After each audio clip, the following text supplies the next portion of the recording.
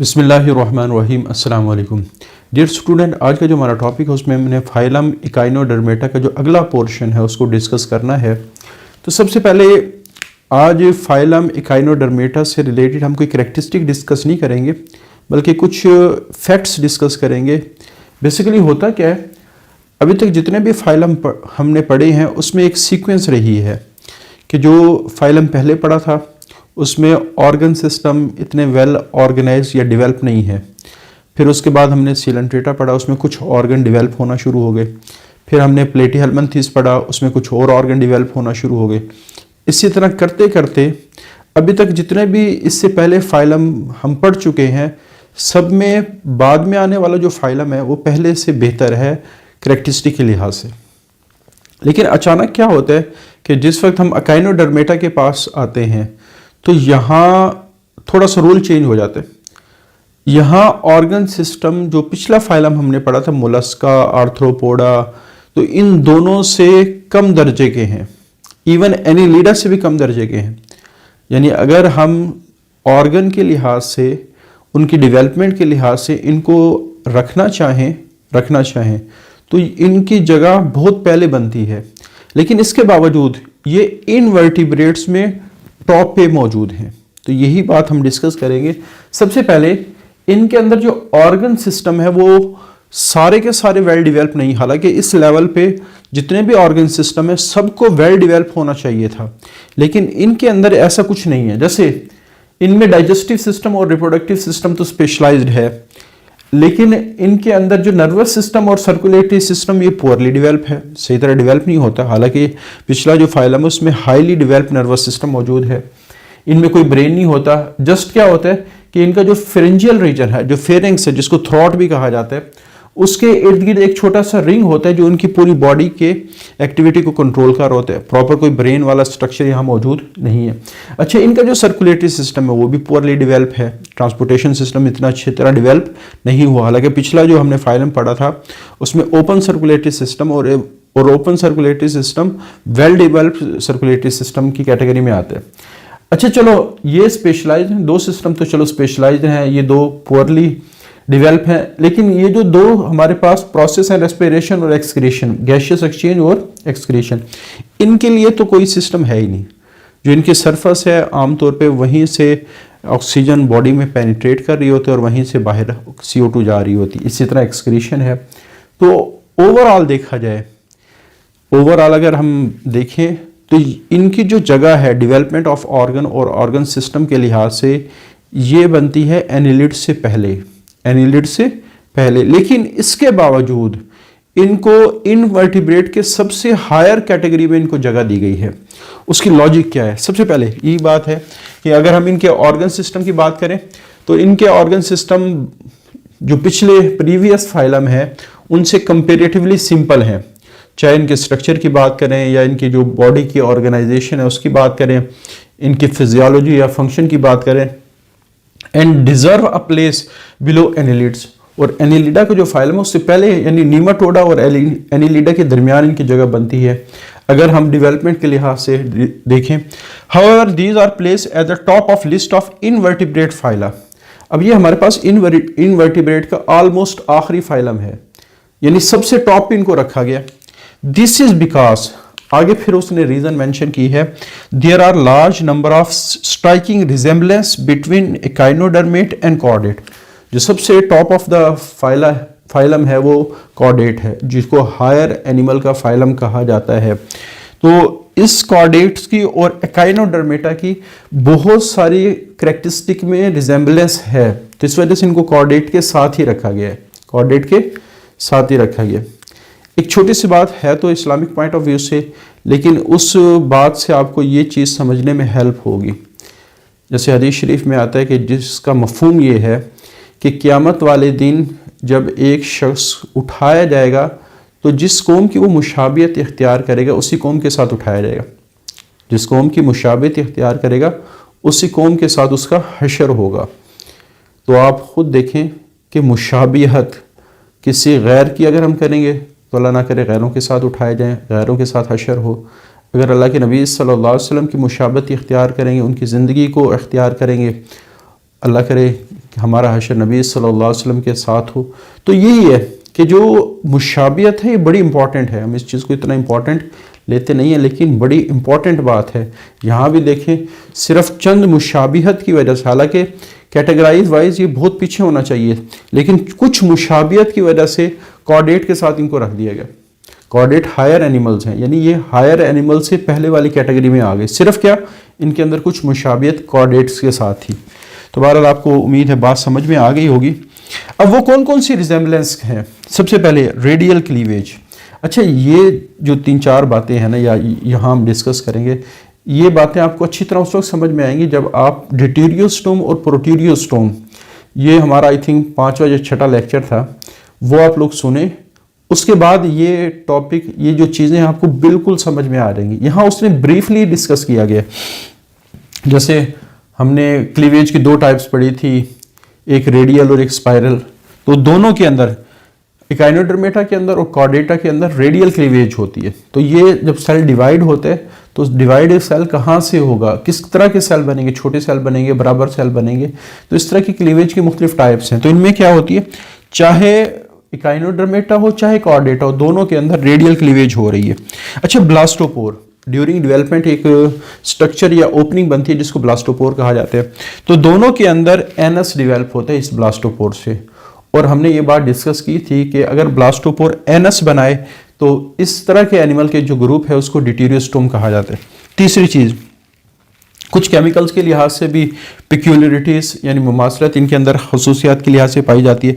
जैसे फास्फोक्रिटिनिन जो आमतौर पे मसल्स के अंदर होता है और ये एनर्जी का एक रिजर्व है मसल्स के लिए, तो ये दोनों के अंदर पाया जाता है।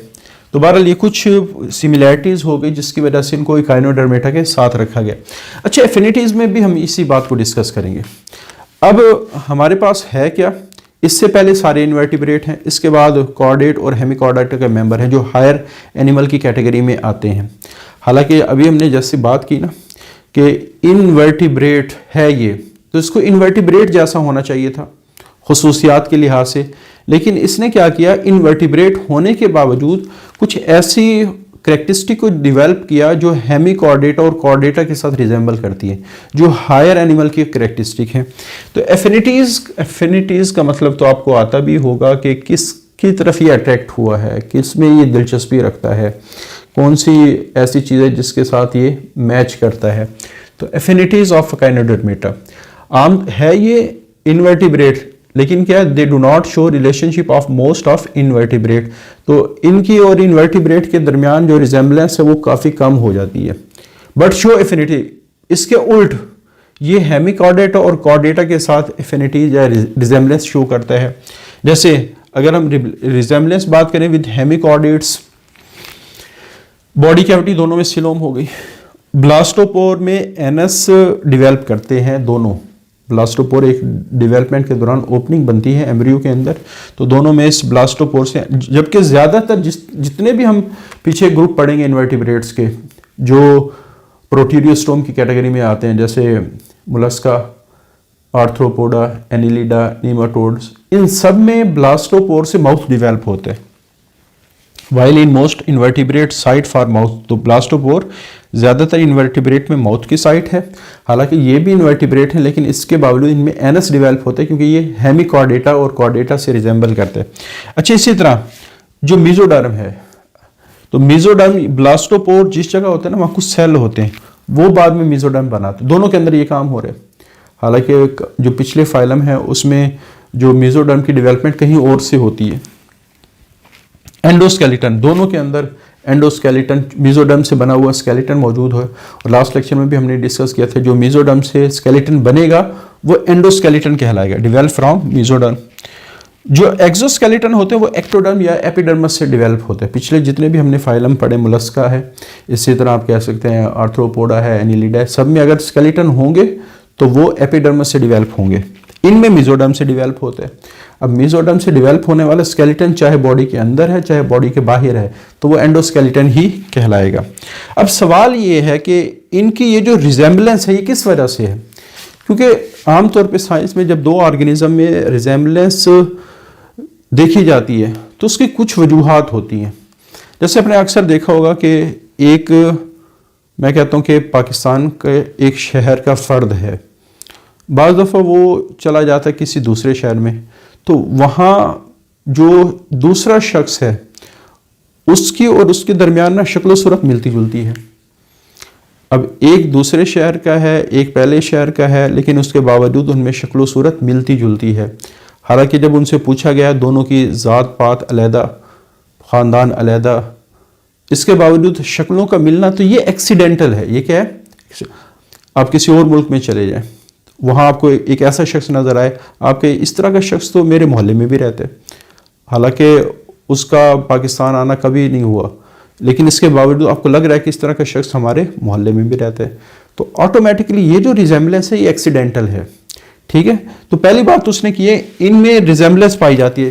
एक चांस तो ये था कि ये बाई चांस रिजेम्बलेंस बन गई, तो ये फैक्ट नहीं है। दूसरी चीज, कन्वर्जेंट एवोल्यूशन। कन्वर्जेंट एवोल्यूशन का मतलब क्या होता है? हमारे पास जब भी एवोल्यूशन होती है तो एवोल्यूशन की मुख्तलिफ रीजंस होती हैं। जैसे बाज़ दफ़ा एक ऑर्गेनिज्म, उसके बच्चे, वो जब डिफरेंट इन्वायरमेंट में जाते हैं, तो इन्वायरमेंट के लिहाज से वो अपने आप को मॉडिफाई कर लेते हैं। इन्वायरमेंट के लिहाज से क्या कर लेते हैं? अपने आप को मॉडिफाई कर लेते हैं। इस तरह की मॉडिफिकेशन जो एक कॉमन पॉइंट से हो रही है, इस तरह की मॉडिफिकेशन को हम कहते हैं डाइवर्जेंट एवोल्यूशन। जैसे मैं कहता हूँ आप FSC कर रहे हैं, आपके क्लास फेलोज हैं, हो सकता है, मे बी पॉसिबल है कोई मेडिकल कॉलेज में चला जाए, कोई हो सकता है BS बॉटनी करे, कोई हो सकता है BS ज़ूलॉजी करे। अब सारे के सारे एक ही क्लास के स्टूडेंट थे, लेकिन अब वो मुख्तलिफ फील्ड्स में चले गए। तो जब वो मुख्तलिफ फील्ड्स में जाएंगे तो फिर वो मुख्तलिफ किस्म के करेक्टरिस्टिक को डेवलप करेंगे। कोई डॉक्टर बनेगा, कोई ज़ूलॉजिस्ट बनेगा, कोई बोटेनिस्ट बनेगा, कोई IT की फील्ड में चला जाएगा, कोई मैकेनिक बनेगा, हालांकि सारे के सारे एक ही क्लास के स्टूडेंट थे। तो इस तरह एक पॉइंट से चीज़ों का मुख्तलिफ होना, ये कौन सी एवोल्यूशन कहलाती है? डाइवर्जेंट। ये कौन सी एवोल्यूशन कहलाती है? डाइवर्जेंट। लेकिन यहाँ वर्ड कन्वर्जेंट का लिखा हुआ है। अभी मैं जो बता रहा हूँ वो कौन सी एवोल्यूशन है? डाइवर्जेंट। इसमें क्या हुआ कि एक कॉमन पॉइंट से मुख्तलिफ किस्म के डायरेक्शन में, ये मुख्तलिफ किस्म के इन्वायरमेंट में ऑर्गेनिज्म चले गए। इंसेस्टर एक था, उनके बच्चे मुख्तलिफ किस्म के इन्वायरमेंट में चले गए। अच्छा, कन्वर्जेंट एवोल्यूशन में क्या होता है? जैसे आपकी वही क्लास जिसके बारे में मैंने कहा, जब वो FSC कर लेंगे तो मुख्तलिफ किस्म की डायरेक्शन में चले जाएंगे, लेकिन इस वक्त करंट सिचुएशन क्या है कि आपकी जो क्लास है उसमें मुख्तलिफ ख़ानदानों के बच्चे पढ़ते हैं। कोई राजपूत हैं, कोई चौधरी है, कोई चौहान है, कोई पठान है, कोई अराई है, मुख्तलिफ। लेकिन वो सारे आप कह सकते हैं एक इन्वायरमेंट में जब आए तो वो एक जैसा काम कर रहे हैं। वो क्या कर रहे हैं? एक जैसा काम कर रहे हैं वो मुख्तलिफ जगहों से, मुख्तलिफ ख़ानदानों से, लेकिन आके सेम काम कर रहे हैं। यानी हुआ क्या कि मुख्तलिफ ख़ानदानों से जो लोग आके एक ही जैसा काम करेंगे, तो इस तरह की एवोल्यूशन को कहा जाता है कन्वर्जेंट। तो जब मुख्तलिफ चीज़ों का इकट्ठा होना एक इन्वायरमेंट में और एक जैसा काम करना, ये कौन सी कहलाती? Convergent evolution. अब इनमें सिमिलरिटी पाई जाती है, यानी एक जैसी हैं, तो ये कन्वर्जेंट एवोल्यूशन का नतीजा नहीं, बल्कि ये किसका नतीजा? डाइवर्जेंट एवोल्यूशन के। इनके इंसेस्टर सेम था। इंसेस्टर सेम हो तो ऑर्गेनिज्म जितना मर्जी मुख्तलिफ हो जाए, अगर इंसेस्टर सेम हो, ऑर्गेनिज्म जितनी मर्जी मुख्तलिफ हो जाए, उनमें कोई ना कोई करेक्टरिस्टिक क्या होगा? कॉमन होगा। जैसे ये कॉमन इंसेस्टर A है, ये उसके डिसेंडेंट है। अब सारे एक दूसरे से मुख्तलिफ हैं, लेकिन सब में एक करेक्टरिस्टिक ऐसी है जो कॉमन पाई जाती है। यानी आप ये समझ लें कि रिजेम्बलेंस की 3 काजेज हो सकती हैं। पहली काज एक्सीडेंटल है, दूसरी काज जो यहाँ लिखी हुई है कन्वर्जेंट एवोल्यूशन में क्या है कि मुख्तलिफ जगहों से आके एक इन्वायरमेंट में इकट्ठे हुए और एक जैसा काम करना शुरू कर दिया। जैसे इसकी मिसाल मैं देता हूँ कि चिड़िया का पर, इसी तरह चमगादड़ का पर और परिंदे का पर। अब ये स्ट्रक्चर वाइज तीनों मुख्तलिफ हैं, लेकिन तीनों उड़ने का काम कर रहे हैं। तो ये कन्वर्जेंट एवोल्यूशन। ये क्या है? क्योंकि इन्वायरमेंट एक है ना, हवा वाला इन्वायरमेंट, तीनों केसेस में फ्लाइट हो रही है हवा के अंदर। ठीक है, तो आप ये समझ लें ये जो 3 काज है ना सिमिलैरिटीज के, या तो एक्सीडेंटल या कन्वर्जेंट एवोल्यूशन या डाइवर्जेंट, तो ये जो 2 काज है ना एक्सीडेंटल और कन्वर्जेंट एवोल्यूशंस, ये नहीं है सिमिलैरिटी, बल्कि इसका जो मेन काज है वो डाइवर्जेंट एवोल्यूशन है। इसका मतलब क्या है? It is because two are closely related, ये जो एक दूसरे के साथ मिलते जुलते हैं, इसकी वजह के both emerge from common ancestor. कौन से इंसेस्टर से निकले? कॉमन से। तो ये कौन सी कैटेगरी की एवोल्यूशन आ जाती है? Divergent evolution. अच्छा, फिर आखिरी जो हम फाइलम पढ़ेंगे कॉर्डेट्स। तो इनके साथ भी रिजेंबल करते अगेन। यहाँ बहुत ब्रीफली इस चीज़ को डिस्कस किया गया है, लेकिन ये वो शुरू वाले जो टॉपिक हैं उसमें ज़्यादा एक्सप्लेनेशन के साथ था। तो ये कॉर्डेट्स के साथ क्या रिलेशनशिप, मीजोडर्मल एक्सोस्केलेटन जैसे मैंने अभी डिस्कस किया। डिटीरियोस्टोम है, मतलब क्या है कि जो ब्लास्टोपोरा वो एनस डेवलप करेगा। जो अर्ली डेवलपमेंट है दोनों फाइलम के अंदर वो भी ऑलमोस्ट एक जैसी है। दैट इज़ वाई, और इसी वजह से they have been placed closest to the phylum chordata. और इन्हीं सिमिलैरिटीज़ की वजह से, जैसे मैंने मिसाल दी थी कि जिस कौम की मुशाबियत इख्तियार करोगे क़यामत वाले दिन उसी कौम के साथ हशर होगा, ये हदीस शरीफ का मफहूम है। तो अल्लाह ताला से एक तो दुआ है कि अल्लाह ताला हमारा हशर नेक लोगों के साथ करे और उन जैसी मुशाबियत इख्तियार करने वाला बने, चाहे दोनों लिहाज से, चाहे वो ज़ाहिरी हो चाहे वो बातनी हो। तो दोनों लिहाज से अल्लाह ताला नेक लोगों के साथ हमारी मुशाबिहत करे। तो बहरहाल ये हमारे पास फाइलम इकाइनोडर्मेटा है। अब हमारे दो फाइलम रह गए हायर एनिमल्स के, एक का नाम हेमिकॉर्डेटा और दूसरे का नाम कॉर्डेटा। उसको इंशाल्लाह अगले लेक्चर में डिस्कस करेंगे। आज के लिए इतना ही, अल्लाह हाफिज़।